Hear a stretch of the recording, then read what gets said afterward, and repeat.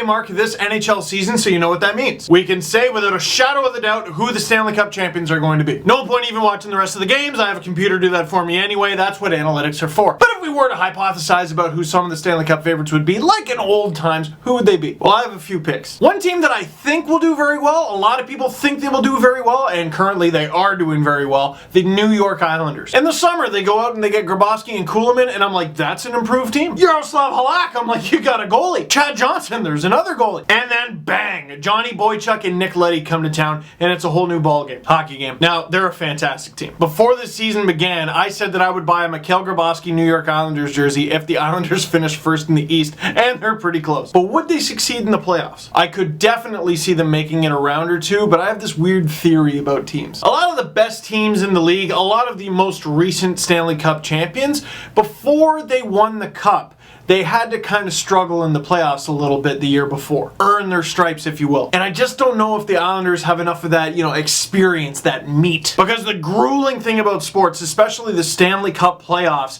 is that the best team doesn't necessarily win. Oh, you might go into the playoffs as the best team, but if you don't play your cards right, you might get grinded down into the second best. If you want an example, I look at the 2011 final between the Canucks and the Bruins. Personally, I think the Canucks should have had that. Nobody could stop the Canucks. They were up 2-0 in the final, and the Bruins had already been in 2 7-game series to get there. But Ryan Kessler was a shadow of himself. I think they used 13 defensemen, and the Bruins came out on top. I digress. Do the Islanders have what it takes to not just be the best, but stay that way? Now, I already mentioned the Bruins, and they've fought just to get back into a playoff spot.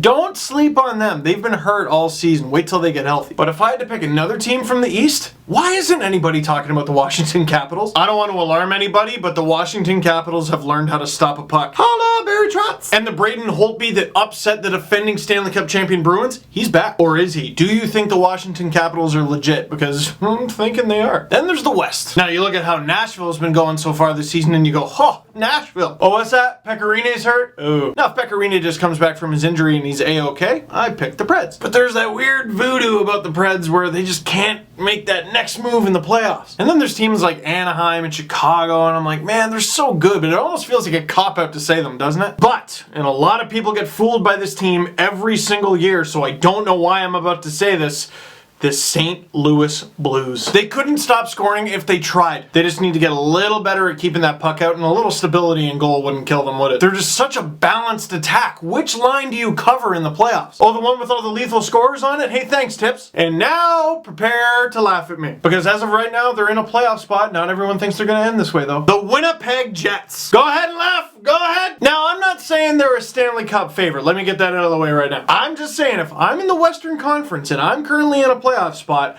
I don't want to get the Jets in the first round. Because even if you beat them, you have to play Dustin Byfuglien for 4 to 7 straight games. No, thank you. And what's always the X factor in the playoffs? Goaltending. Would the real Michael Hutchinson please stand up? And hey, every team I just mentioned might get knocked out in 4. Who do you got? You never know, and that's the fun of it.